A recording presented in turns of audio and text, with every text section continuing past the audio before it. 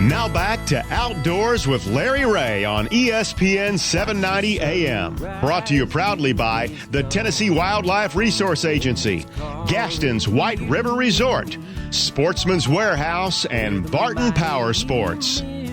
Hey, good Saturday morning. Welcome back to Outdoors with Larry Ray as we roll into show number 12,400. It feels like it, as we roll into year 16. I'm not sure. We're over 700 and something shows, so we'll know that.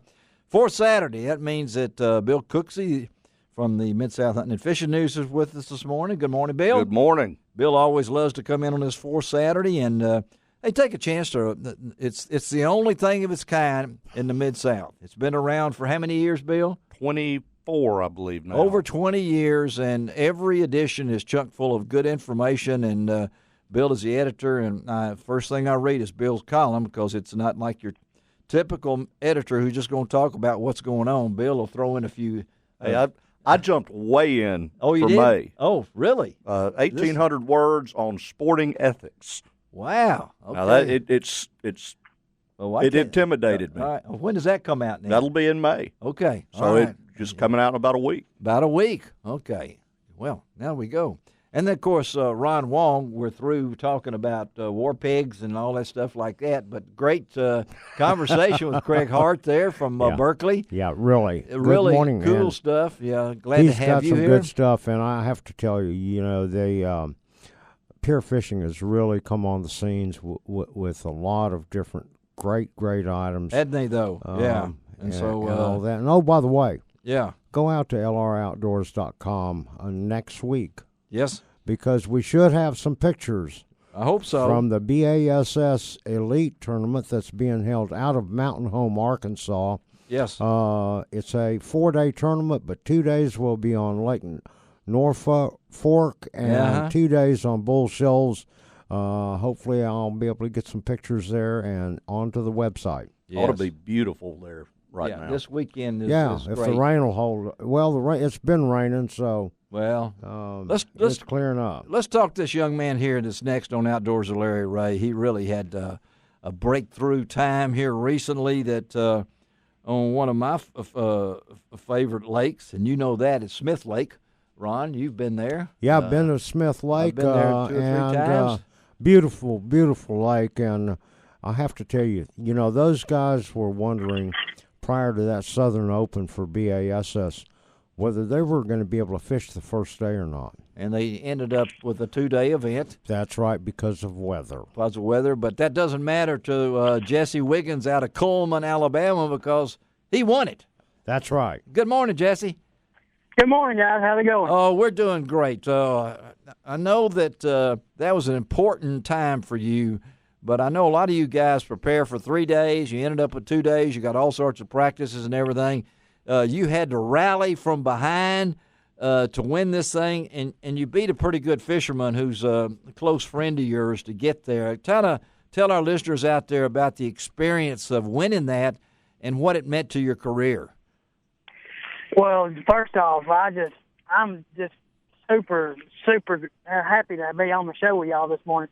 Thanks. But anyway, as far as fishing goes, it was an unbelievable week. The fish, I'd been waiting all spring for them to move up on bed, and I was hoping it wouldn't get too warm, hoping it wouldn't get too cold, and I knew that I could catch them if they was on bed, and I knew I could catch them a good limit in the morning with on bed and spot, which they bite real easy.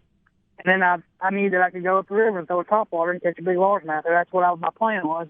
And, it couldn't have worked out any better. The weather stayed perfect, and I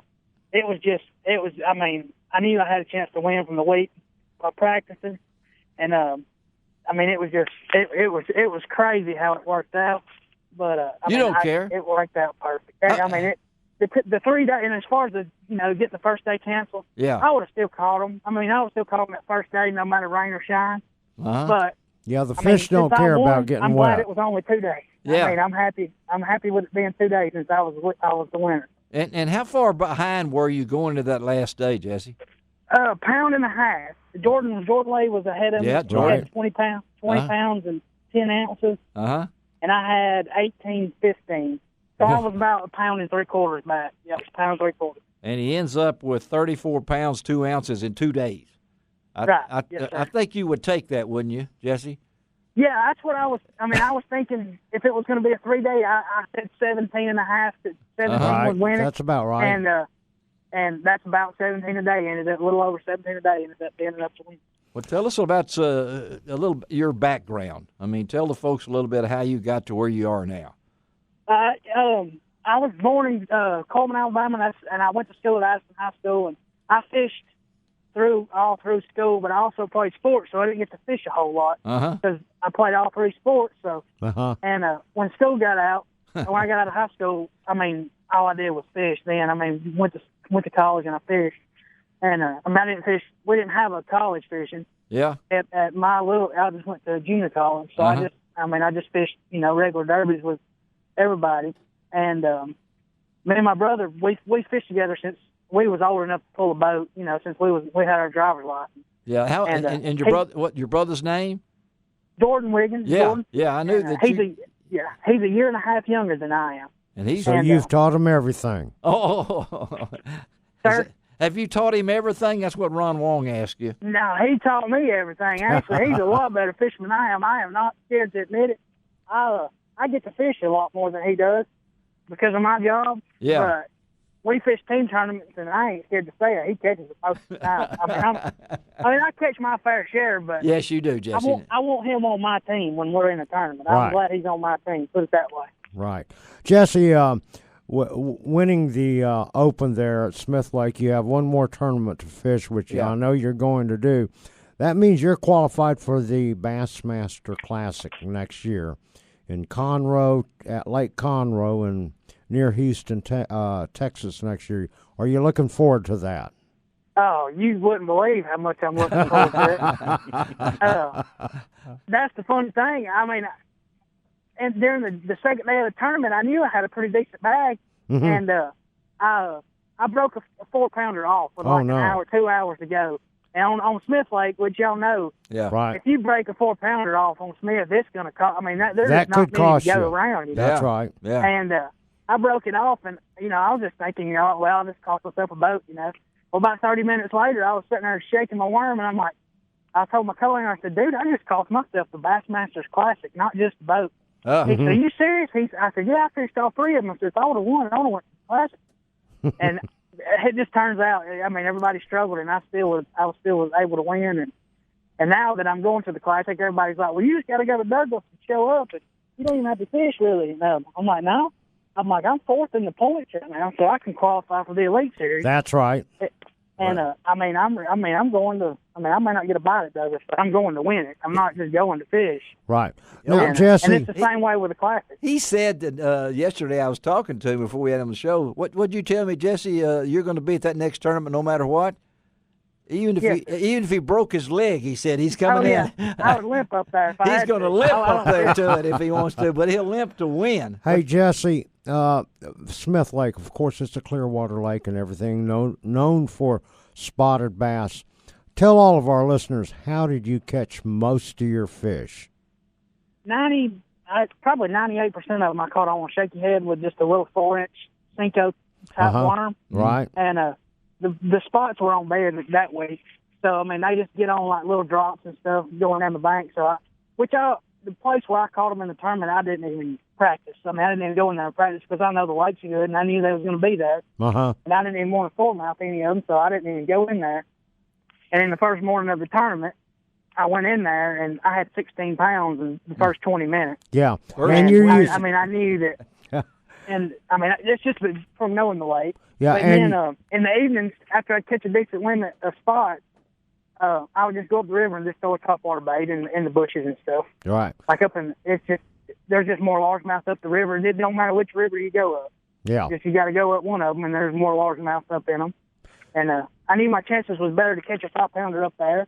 And the first day I caught one, and the second day I broke that one off. So right. I mean, everything worked out perfect. Jesse, you're talking about breaking fish off. You're using pretty light lines on your shaky head, aren't you? Well, on my shaky head, yeah, 12. Well, I use 12-pound test, so it ain't that light. I mean, they bite it. I mean, they're on bed, so it don't matter. If you could use 20 probably. So I would just throw that 12 and I would just swing them in the boat. I mean, I I didn't have to worry about using white line because they was biting so good. Right. And you're using fluorocarbon line so they can't see it, so it doesn't make any difference how thick it is. Right. And the bait, using that little Cinco on a shaky head, it glides down. So that bigger line ain't doing anything but just making it glide better. And, just, circle down. Right. And it don't hurt it a bit. I mean, if anything, I like 12-pound better because it just makes fall my perfect speed. And that's what me and my brothers always use. So we're just, why change if it's worse? We're talking to Jesse Wiggins of Coleman, Alabama, who recently won the Bassmaster Southern Open on Alabama Smith Lake. On his way to the Bassmaster Classic, and I got to ask you before we let you go, Jesse, what's the talk to all your how old are you, Jesse? 26. 26. Now, you got a real life. What do you do in life? I'm a respiratory therapist. That's what I thought. Morgan Hospital. Yeah, at the hospital. So have you respiratory yourself for all this? I mean, because you're going to the big time. I guess everybody's your buddy now. Yeah, everybody's texting me. So you're in the show now, buddy. You're in the show. The big show. After winning that tournament, the guys I fish, I ain't just saying this, but the guys I fish against down at the dam on Smith Lake, they're the best guys that fished on Smith for 20, 30 years. And I didn't feel any different after winning that tournament, but I knew I was going to the Classic, and that's what really made it unbelievable. Well, but as far as winning, winning is great, but the Classic is, that's the carrot that everybody's chasing. Well, Jesse, we appreciate you taking time. We're going to stay in touch with you, buddy, and maybe check back in later. And you just go on up the next turnip. You limp on up there and win it. Okay? Yes, no matter what's wrong with you and everything. And Ron Wong, we'll see you at the Classic. I'll see you at the Classic, Jesse. Yeah, just remember that name, Ron Wong. There's only about 8,000 Wongs around here, but he'll see you, Jesse. And, again, thank you for being on the show, buddy. And all the best to you for the rest of the year. All the best to you, okay? Have a good day. You, guys. All right, Jesse. All right, let's take a break. We'll be right back. That's a guy that's down to earth. No doubt about it. Is he not excited for 26 years old? Hey, I would be excited at my age. Yeah, he said he would. Well, that's way beyond hope now. So, all right, we'll be right back on Outdoors with Larry Ray on ESPN 790. You can find out all about it on Outdoors with Larry.